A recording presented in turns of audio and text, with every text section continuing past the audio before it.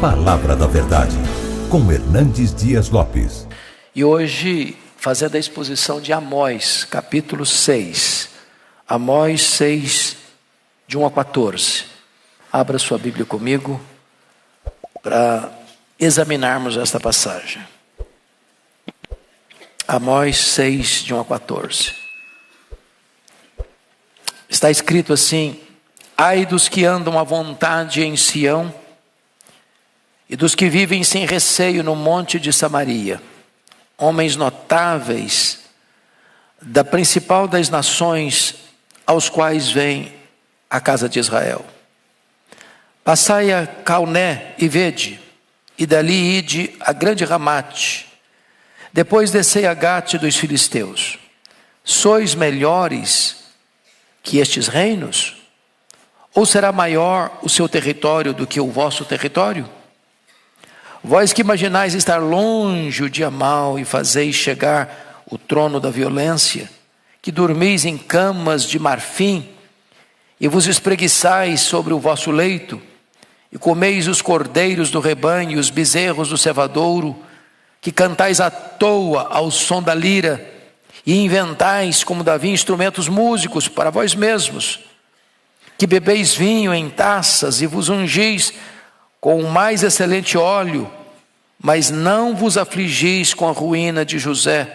Portanto, agora ireis em cativeiro entre os primeiros que forem levados cativos, e cessarão as pândegas dos espreguiçadores. Jurou o Senhor Deus por si mesmo, o Senhor Deus dos exércitos, e disse: abomino a soberba de Jacó e odeio os seus castelos, e abandonarei a cidade e tudo o que nela há. Se numa casa ficarem 10 homens, também esses morrerão. Se porém um parente chegado, o qual os há de queimar, toma os cadáveres para os levar fora da casa, e diz ao que estiver no seu mais interior: haverá outro contigo? E este responder: não há. Então lhe dirá: cala-te, não menciones o nome do Senhor, pois eis que o Senhor ordena, e será destroçada em ruínas a casa grande e a pequena feita em pedaços. Poderão correr cavalos na rocha e lavrá-la com bois? No entanto, haveis tornado o juízo em veneno e o fruto da justiça em alosna. Vós vos alegrais com Lodebar e dizeis: não é assim que por nossas próprias forças nos apoderamos de Carnaim? Pois eis que levantarei sobre vós, ó casa de Israel, uma nação, diz o Senhor Deus dos exércitos, a qual vos oprimirá, desde a entrada de Ramá até ao ribeiro da Arabá. Texto pesado, não? E esse texto vai tratar do seguinte tema: as loucuras de uma nação rendida ao pecado. As loucuras de uma nação rendida ao pecado. É um fato inquestionável que Israel, referindo-me às 10 tribos do norte, se corromperam teológica e moralmente. Isso nos 209 anos da sua existência, de 931 a 722. Nesse reino do norte governaram 19 reis, 8 famílias ou 8 dinastias diferentes. E há um estribilho que se repete em todos os reinados: andou nos caminhos de Jeroboão, andou nos caminhos de Jeroboão. Jeroboão foi o primeiro rei que estabeleceu um novo culto, uma nova divindade, novos templos, novos sacerdotes. Ou seja, levando a nação inteira a adorar bezerros de ouro, em vez de adorar ao Senhor. Porque o povo se corrompeu teologicamente, doutrinariamente, biblicamente, o povo se corrompeu consequentemente de forma assodadamente na crise moral. Ou seja, a teologia é mãe da ética, a ética é filha da teologia. Quem tem uma teologia errada jamais poderá ter uma ética certa. Esse é um fato absoluto. Consequência dessa postura de Israel de amar a violência em vez de promover a justiça, Deus sentencia a nação ao juízo. E você vai ver isso, e eu peço que você leia comigo 3 textos. Vou pedir para botar na tela, por favor, Amós 5:27, para toda a igreja acompanhar a leitura comigo. Amós 5:27, vamos todos juntos. Por isso vos desterrarei para além de Damasco, diz o Senhor, cujo nome é Deus dos exércitos. Agora 6:7, vamos juntos? Portanto, agora ireis em cativeiro, entre os primeiros que forem levados cativos, e cessarão as pândegas dos espreguiçadores. Agora 6:14, todos juntos. Pois eis que levantarei sobre vós, ó casa de Israel, uma nação, diz o Senhor, Deus dos exércitos, a qual vos oprimirá, desde a entrada de Ramá até o ribeiro da Arabá. Em outras palavras, quem livra o povo é Deus. Mas quem traz disciplina para o povo rebelde é Deus. Em outras palavras, Israel não caiu nas mãos do império assírio, porque esse império era poderoso demais e Israel era fraco demais. Foi Deus quem os entregou. O mesmo acontece com Jerusalém mais tarde. Você nota lá em Daniel capítulo 1, versículo 1, que Deus entregou os vasos do templo nas mãos de Nabucodonosor. Ou seja, o Deus a quem servimos é o Deus de toda a graça. Mas não podemos zombar desse Deus, achando que ficaremos impunes diante da rebeldia e da desobediência. Então vou passar aqui a examinar o texto com vocês. Primeiro ponto, uma liderança acomodada no pecado, versos de 1 a 3. Notem comigo em primeiro lugar que eles estavam confiantes de seus privilégios espirituais. Olha o versículo 1.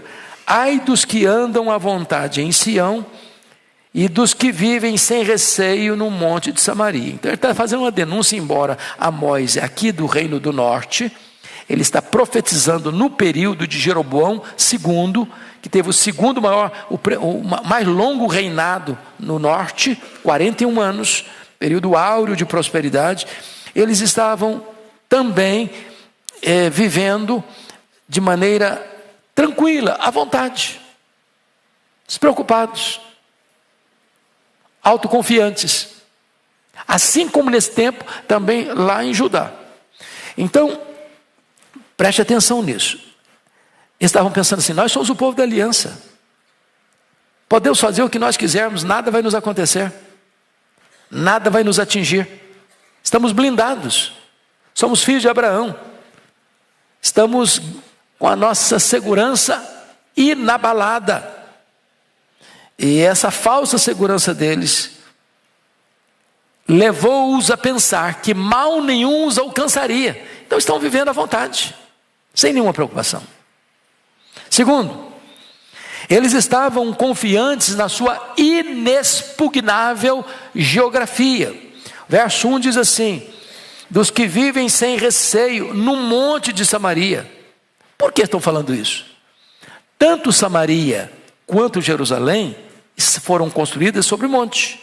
E naquele tempo, onde não tinha torpedos, onde não tinha bombas, onde não tinha esses instrumentos das guerras modernas, o exército tinha que caminhar. Uma cidade num alto era inexpugnável, aparentemente.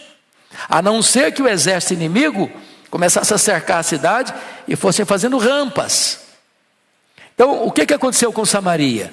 Samaria ficou 3 anos cercada pelo Império Assírio, construindo rampas. Ou seja, foi o que aconteceu em Massada. Vocês se lembram disso? Quando 1000 judeus no ano 70 se refugiaram em Massada, uma fortaleza às margens do Mar Morto, e os romanos foram construindo rampas, até que o ataque acontece. Então, o que está acontecendo aqui? Samaria e Jerusalém estando sobre montes, muralhas, castelos, torres, eles estavam confiantes na sua geografia. A confiança deles não estava em Deus, a confiança deles estava na sua posição estratégica dentro da geografia. Se você ler comigo, eu vou lá, não precisa abrir, 2 Reis 17, 5 e 6, retrata essa questão da confiança deles. Eu vou ler aqui para vocês. 2 Reis 17, 5 e 6, está escrito assim: porque o rei da Síria passou por toda a terra, subiu a Samaria e a sitiou por 3 anos.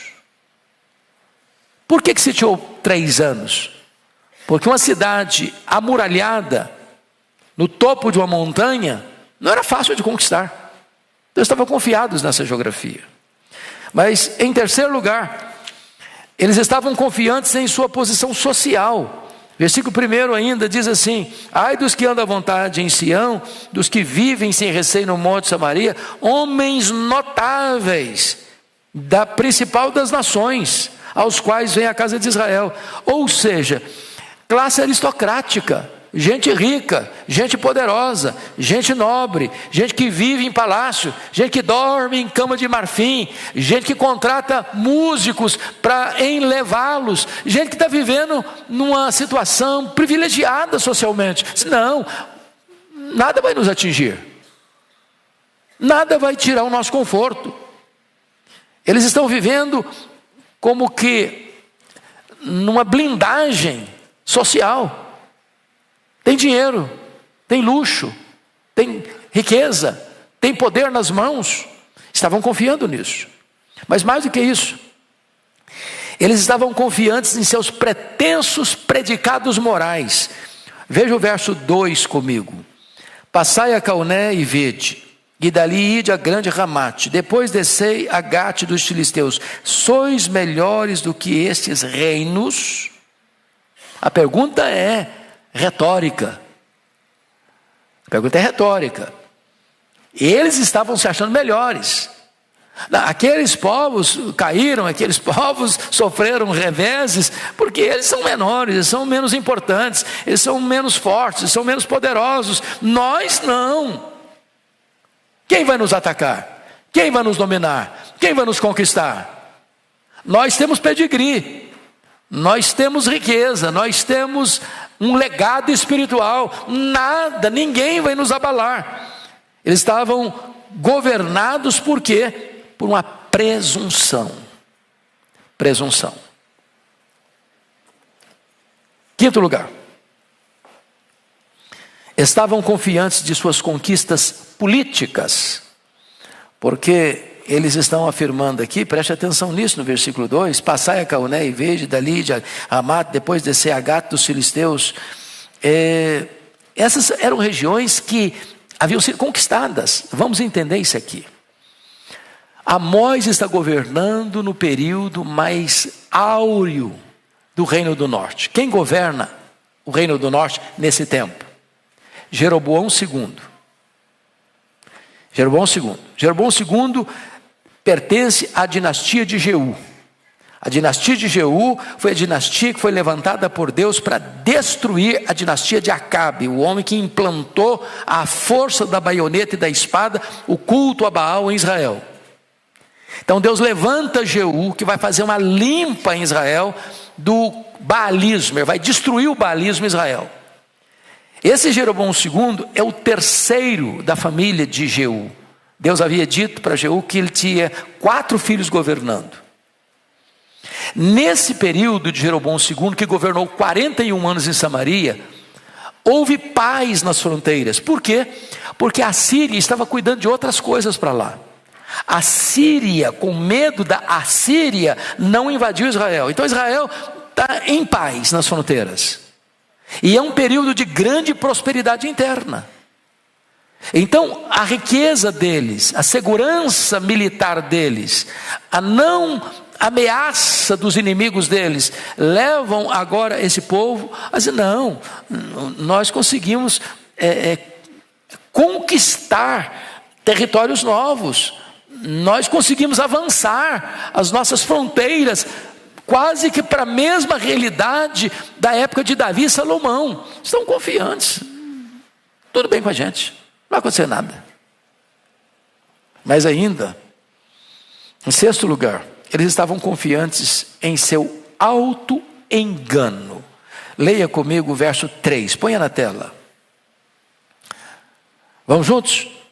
Vós que imaginais estar longe o dia mau e fazeis chegar o trono da violência. Irmãos amados, prestemos atenção aqui numa lição espiritual.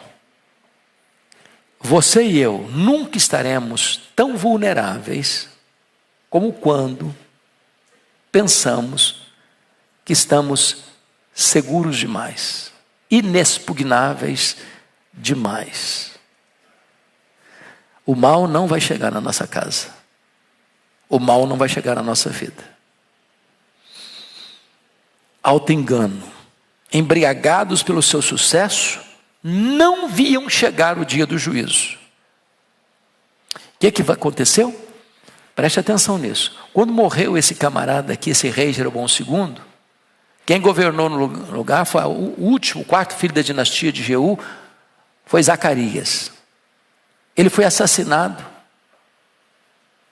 com pouco tempo que estava no poder. O homem que o matou, Salum, assumiu o trono e foi assassinado. Quem matou esse cara, o Menahem, esteve no poder. O seu filho, Pecaías, assumiu e foi assassinado. Foi Peca assumiu o governo e foi assassinado. Quem assumiu o poder, Oséias, foi levado cativo pela Síria. Ou seja, depois desse período áureo das 10 tribos do norte, Jeroboão II, dali para frente, foi só conspiração, traição, assassinato, derramamento de sangue. Ou seja, a nação entrou num processo ladeira abaixo, irremediável. Um caminhão de 30 toneladas sem freio ladeira abaixo. A presunção é um grande problema. Quando a pessoa acha que ela está blindada, quando ela acha que nada pode lhe atingir, ela está correndo um grande mal. Eles chegaram a pensar nisso, que o mal jamais os alcançaria. Olha o capítulo 9, versículo 10 de Amós comigo. Ponha na tela, por favor, 9 e 10. Toda a igreja comigo. Todos os pecadores do meu povo morrerão à espada, os quais dizem: o mal não nos alcançará, nem nos encontrará. Presunção.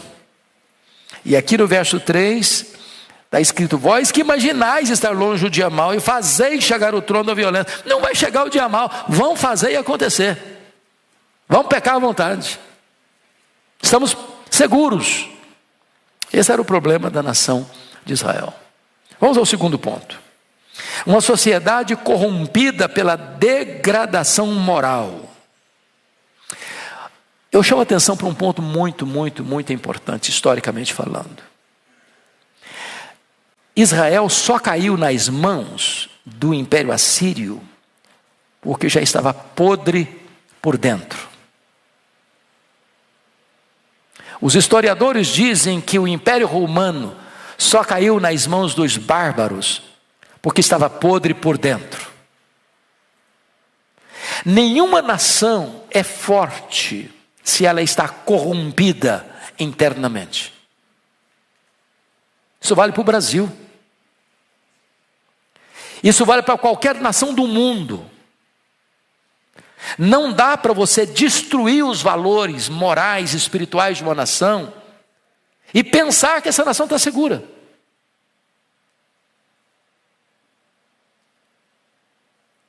Portanto, promover o mal promover a destruição dos valores morais, promover a desconstrução da família, promover o incremento da falsa religiosidade, é minar as bases, é solapar os alicerces da nação. É isso que está acontecendo com Israel. Então vamos ver qual é a degradação dessa nação. Primeiramente, violência desumana. Versículo 3, a parte B. E fazeis chegar o trono da violência. Como assim? O que é que eles fizeram para chegar ao trono da violência? Onde você se respalda para impor a violência? Dentro do nosso sistema atual, sobretudo nos países democráticos, nós temos 3 poderes que deveriam ser independentes. Você tem o poder legislativo, você tem o poder executivo e você tem o poder judiciário. O papel do poder judiciário é manter as leis em vigor. E se alguém sai do parâmetro constitucional, cabe ao poder judiciário trazer de volta para essa segurança jurídica. Sempre que o poder judiciário de uma nação perde esse referencial, a nação está em risco. O que aconteceu com Israel? Vamos ver? Capítulo 2, versículo 6. Olha o que era a violência lá. Põe na tela 2,6. Toda a igreja comigo. Assim, diz o Senhor, por 3 transgressões de Israel, e por 4 não sustarei o castigo, porque os juízes vendem o justo por dinheiro, e condenam o necessitado por um par de sandálias. O que acontece para a destruição da nação? É quando o judiciário perdeu a sua referência de justiça e começa a ser um instrumento da injustiça. Porque notem comigo, se os juízes vendem o justo por dinheiro, quem está comprando? Se alguém vende, alguém compra. Quem está comprando? Os poderosos. Aqueles que vão oprimir o pobre. Aqueles que vão praticar injustiça. Ou seja, a justiça tem lado. A justiça fez uma opção. E não é pela justiça, e não é pela verdade. É para manter um sistema de opressão. E aí a violência começa a campear. Mas vamos a um segundo texto, por gentileza. Capítulo 4, verso 1 de Amós. Põe lá para nós lermos. Toda a igreja comigo. Ouvi esta palavra, vacas de Bazã, que estáis no monte de Samaria, oprimis os pobres, esmagais os necessitados, e dizeis a vosso marido, dai cá e bebamos. Eu acho que se Amós vivesse hoje, ele seria denunciado no Ministério Público por usar uma expressão muito pesada para as mulheres. Mas notem vocês que nos bastidores, essas mulheres estão oprimindo os pobres, estão esmagando os necessitados e dizendo ao marido, dai cá e bebamos, ou seja, tome o máximo que você puder, arranque o máximo que você puder, tire o máximo que você puder do pobre, do necessitado, porque nós queremos viver uma vida nababesca, queremos beber, queremos curtir a vida, queremos desfrutar o melhor. Então o que você percebeu? A corrupção das cortes agora entra dentro das famílias, e as famílias estão corrompidas. Mas vamos olhar ainda, capítulo 8, 4 a 6. Vamos ler juntos esses versículos, 3 versículos. Ponha na tela. Vamos lá?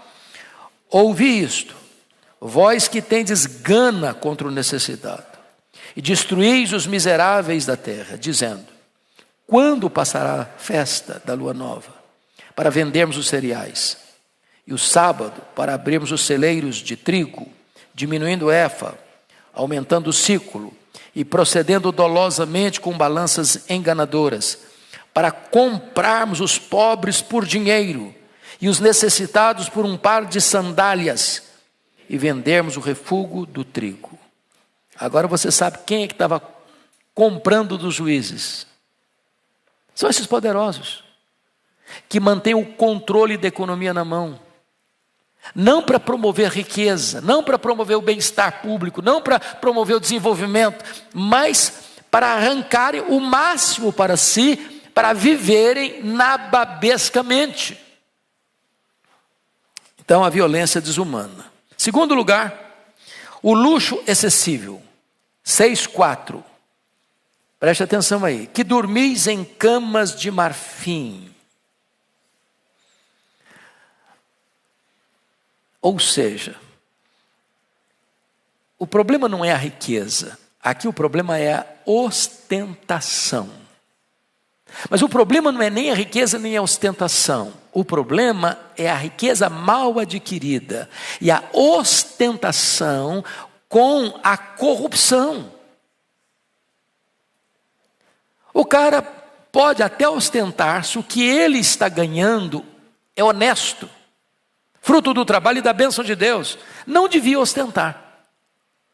Mas se ele ostenta e ele não está tomando nada de ninguém, ele não está roubando nada de ninguém, o que ele está usando é fruto do seu trabalho, ok, direito dele. Mas o problema aqui é uma ostentação, fruto de quê? Da violência, da injustiça. Dormir em camas de marfim, às custas dos pobres, oprimidos. Não foi isso que levou à Revolução Francesa?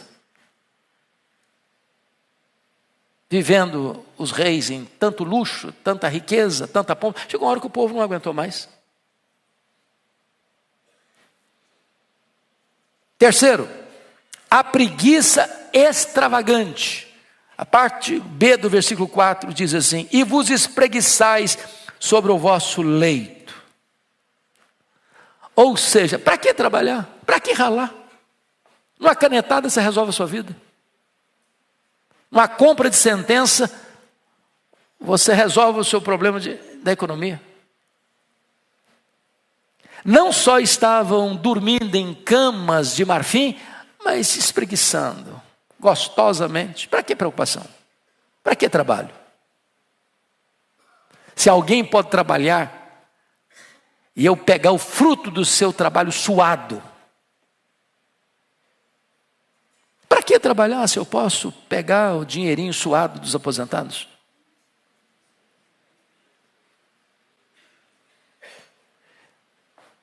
Se vocês percebem, meus irmãos, os anos mudaram. Eu estou falando aqui de 700 anos antes de Cristo, eu estou falando aqui de 2.700 anos antes de nós. Mas o que está acontecendo no Brasil e no mundo, no que tange a corrupção, é a mesma realidade. Agora, preste atenção nisso. Se o que acontece da roubalheira, e agora o que está em pauta é a roubalheira dos coitadinhos dos aposentados, isso não provoca em nós uma reação, é porque nós já perdemos a capacidade de sentir. Estamos anestesiados.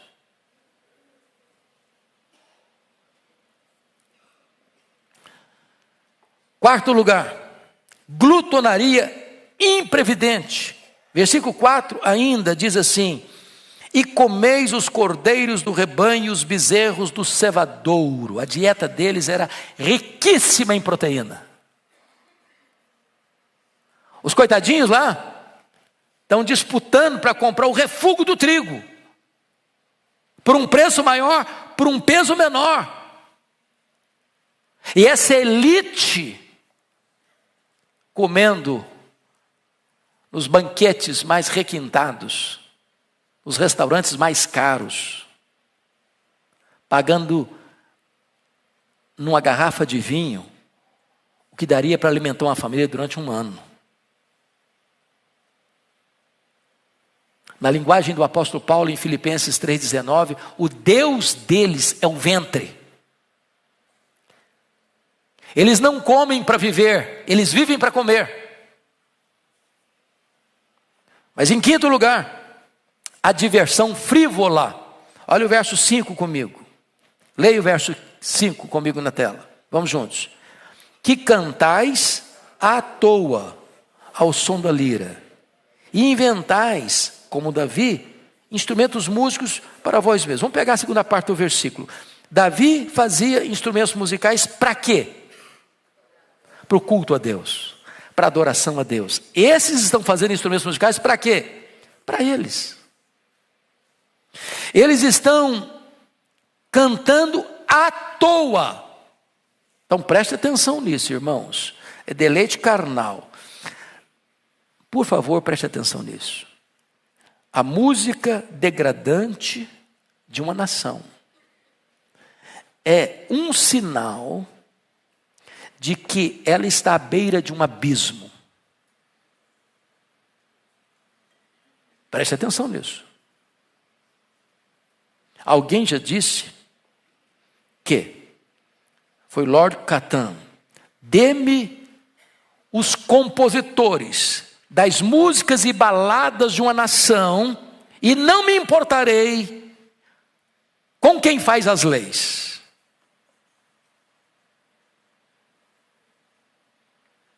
A música vai formatando a cabeça das pessoas. Formatando a cabeça das pessoas. E quando essa música, ela é composta para o deleite carnal, quando ela dissemina valores distorcidos, quando ela impulsiona o que é errado, quando ela inspira aquilo que é contrário à ética, quando ela vai minando os valores de uma nação, essa música é perversa e essa música vai ter consequências gravíssimas no destino da nação. É isso que aconteceu aqui. Sexto lugar, a embriaguez profana. Versículo 6, põe na tela para todos lermos. Vamos juntos? Que bebeis vinho em taças e vos ungis com o mais excelente óleo, mas não vos afligis com a ruína de José. Eles estão bebendo em taças, e aí a palavra é engraçada aqui, viu? A palavra aqui, taças, na língua original, traz a ideia de tigelas. Não é aquela bebida de você se deliciar numa bebida, mas com moderação. Estão bebendo em tigelas. Eles estão bebendo em excesso. Se você perceber, bebida e dinheiro roubado ocupava o topo da lista da sua degradação moral. A partir das mulheres, dizendo para o marido assim: dai cá e bebamos, pega o máximo para a gente beber, nós queremos beber. Preste atenção aqui, quando as mulheres, irmãs, que são as guardiãs dos valores morais de uma família, se corrompem, é porque a vaca já foi para o brejo. A vaca já foi para o brejo. Sétimo lugar, a indiferença criminosa. A parte B do versículo diz assim: estão bebendo em tigelas, mas não se afligem com a ruína de José. Não tem nada que ofende mais o coração de Deus do que alguém estar sangrando, gemendo, sofrendo, sendo oprimido, e eu estou usufruindo o pouquinho que ele tinha, e bebendo, e vivendo nababescamente, e achando que está tudo muito bem.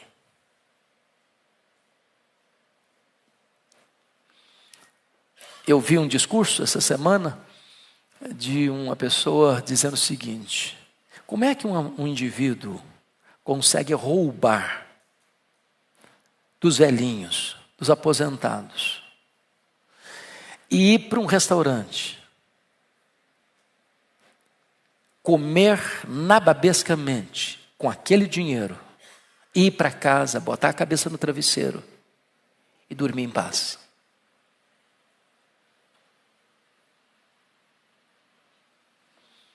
Eles faziam isso, e diz a Bíblia que eles não se afligiam com a ruína de José, a ruína do povo.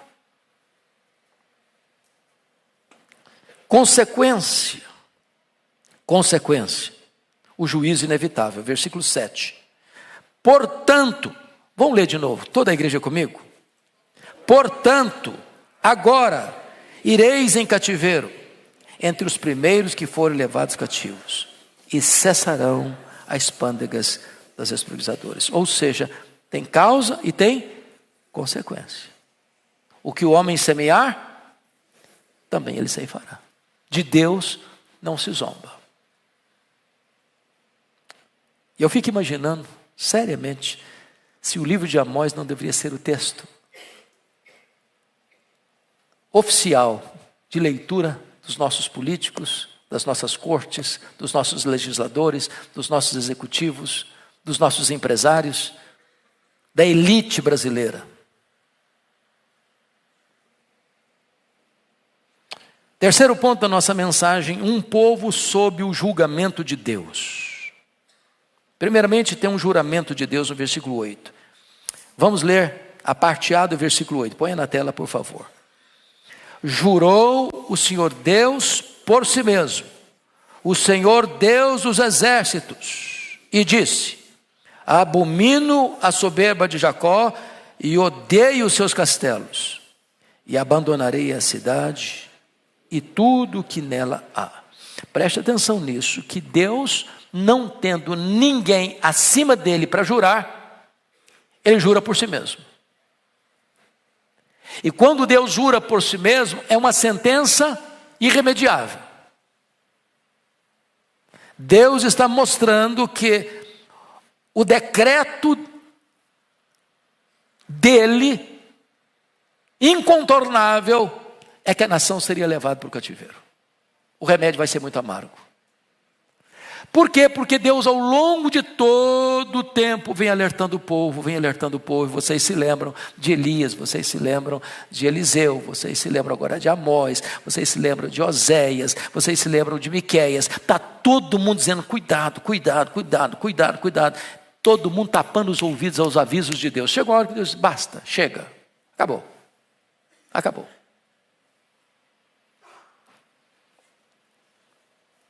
Se você perceber no versículo 8, a parte B, a repulsa de Deus, abomino, odeio.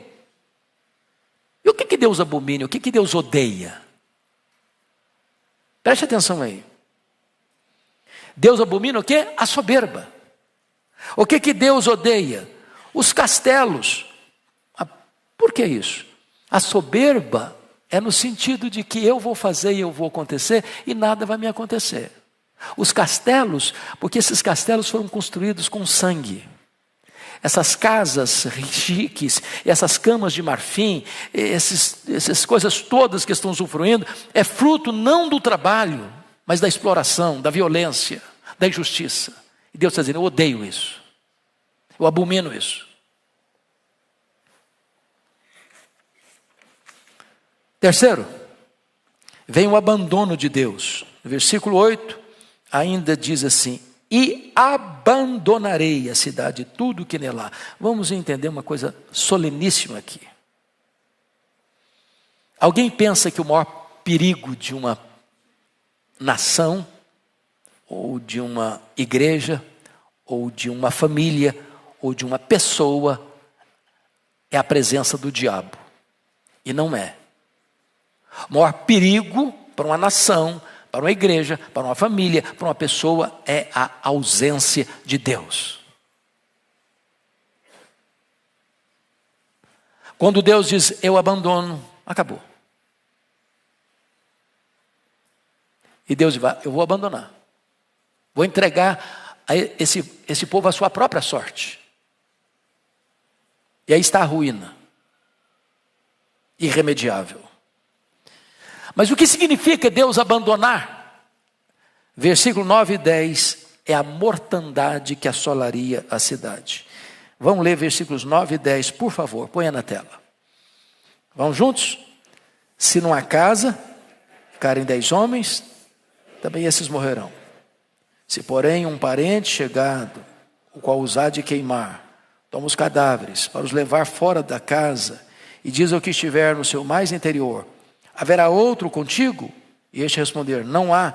então lhe dirá: cala-te, não menciones o nome do Senhor. O que está acontecendo aqui?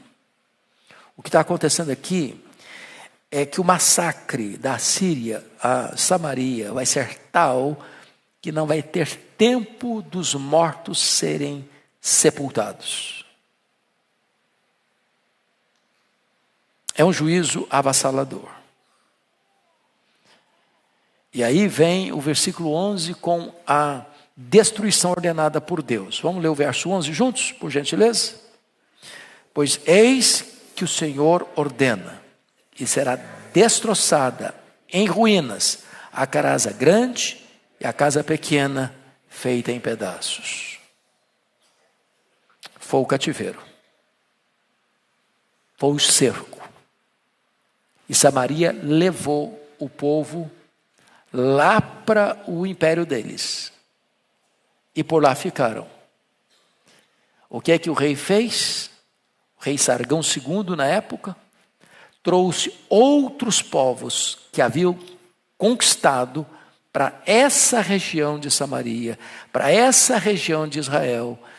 E os restantes poucos que ficaram tiveram que agora se relacionar em casamentos de raças diferentes, de línguas diferentes, de religiões diferentes, e formou um povo híbrido que nós chamamos de povo samaritano, que por mais de 700 anos tornaram-se inimigos do povo de Israel, só superando essa crise com o evangelho de Jesus Cristo, que onde entra, quebra muros, constrói pontes e salva vidas.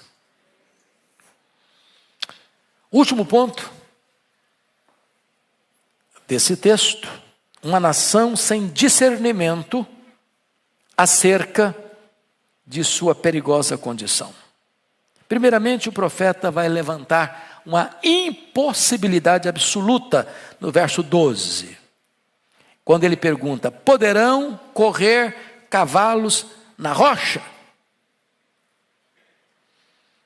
Está usando uma figura rural, porque ele era um cara rural, ele era um boiadeiro, e ele era um colhedor de sicômoros, um agricultor. Então ele não vai usar uma figura da cidade se ele é um cara da região rural. E você sabe bem que cavalo não corre em rocha. Cabrito anda em rocha, mas cavalo não. Correr muito menos. Por que ele usa o cavalo? Porque o cavalo era a maior máquina de guerra da época. Uns confiam em carros, outros em cavalos. Já dizia Davi no Salmo. Então ele está dizendo o seguinte: assim como um cavalo não consegue correr na rocha, assim também Israel não terá livramento naquele dia.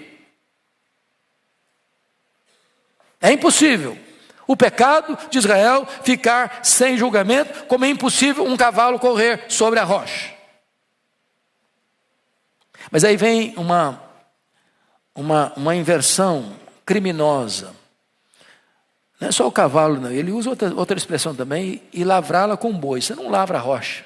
Você não pega um arado e fala: vou arar minha rocha hoje, vou arar meu pedregal. Não tem jeito, não dá certo, não funciona. Mas aí vem uma inversão criminosa. Versículo 12, parte B. No entanto, haveis tornado o juiz em veneno e o fruto da justiça em alosna. Sabe o que ele está dizendo? Esse povo, essa liderança, essa elite, essa governança, tornou a vida do povo um inferno.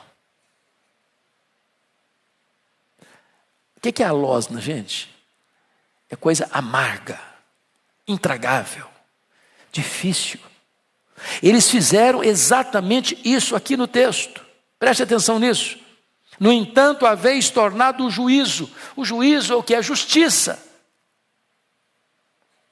A justiça. Mas a justiça foi tão corrompida, os tribunais foram tão corrompidos, os poderosos estavam tão no controle da situação, os pequenos, os pobres, os indefesos, os inocentes estavam tão oprimidos, que a justiça para eles foi uma coisa amarga, intolerável, um veneno para eles.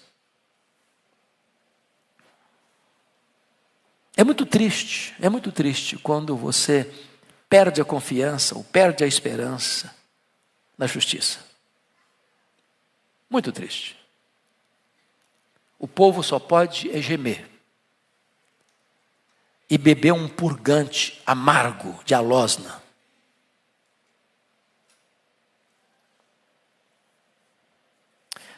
Terceiro lugar, uma soberba inconsequente. Vamos ler o verso 13, por favor. Põe na tela. Toda a igreja comigo. Vós vos alegrais com Lodebar e dizeis: não é assim que por nossas próprias forças nos apoderamos de Carnaim? A palavra Lodebar são lugares secos. Lá na terra de Mefibosete, onde ele estava, lembra disso? Essa palavra Lodebar significa coisa de nada. A palavra Carnaim significa poder imaginário. E eles estavam achando que eles tinham conquistado esses lugares por suas próprias forças, pelo seu próprio poder, pela sua própria capacidade. E eles estão dizendo isso porque quem está governando agora, como disse vocês, é Jeroboão II. O cara que passou 41 anos no poder, que não enfrentou nenhuma resistência externa. Período em que o país se enriqueceu demais. Mas a riqueza que o país teve não foi uma riqueza distribuída com justiça. Foi uma riqueza acumulada nas mãos dos poderosos, que exploravam os fracos, debaixo da proteção das cortes. E Deus está dizendo com isso que essa soberba deles é inconsequente e não ficará impune.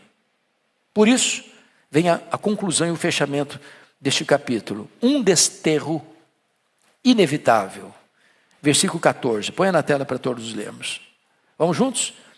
Pois eis que levantarei sobre vós, ó casa de Israel, uma nação, diz o Senhor, Deus dos exércitos, a qual vos oprimirá, desde a entrada de Ramá até o ribeiro de Arabá. Então preste atenção nisso. Eu estou falando no período de Jeroboão II. A Síria ainda não é um poderoso império. A Síria está lá. Esse período ainda não está acontecendo. Mas a Síria vai se tornar forte. Vai se tornar um império dominador, expansionista, guerreiro, atroz, violento, sangrento. E o texto vai nos informar que Deus levantará sobre eles, acima deles. E esse reino, essa nação poderosa que Deus vai levantar, o Império Assírio, vai dominá-los e vai oprimi-los. Desde Ramá, que fica no norte, até ao ribeiro do Arabá, que fica no sul, ou seja, de norte a sul, de leste a oeste, toda a nação vai ser oprimida. E eles vão colher exatamente o que fizeram com seus próprios irmãos. Eles oprimiram os seus próprios irmãos. Eles não oprimiram os estrangeiros, não. Oprimiram o seu próprio povo. Eles oprimiram o restante de José. Eles oprimiram os seus irmãos de sangue. E agora Deus vai entregar essa nação a um império poderoso chamado Império Assírio. Isso ocorreu no ano 722 a.C. Conclusão. Privilégios implicam em responsabilidades. Segundo, altruísmo é melhor do que exploração. Terceiro, soberba desemboca em ruína. Quarto, desobediência deságua em justa retribuição. A lição não é apenas para uma nação que viveu há 2.700 anos. A lição é para você, é para mim, é para nós, é para hoje. Que Deus nos dê ouvidos para ouvir. Que Deus nos dê coração para entender. Que Deus nos dê disposição de obedecer. Vamos ficar em pé e vamos orar.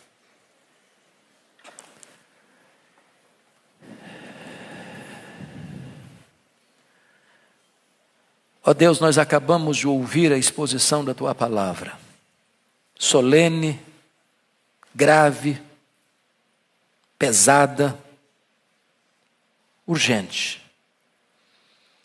Nós não queremos apenas olhar por cima dos muros e apontar o dedo para este ou para aquele. Nós te pedimos que Tu nos dês humildade, para que a trombeta tocando em Sião, esta voz nos alcance, nos advirta, nos exorte, nos corrija e produza em nós verdadeiro arrependimento para a vida. Livra-nos do mal, livra-nos do maligno, livra-nos da soberba, livra-nos da injustiça, livra-nos da violência, livra-nos de uma vida hedonista, livra-nos do pecado e dá-nos, Deus, temor ao Teu nome, para vivermos de modo digno do Evangelho, de forma justa, sensata e piedosa nesta geração. Guarda o nosso coração, livra a nossa família, livra a nossa igreja, livra a nossa nação, meu Deus. Tem misericórdia do Brasil. Nós clamamos em nome de Jesus. Amém.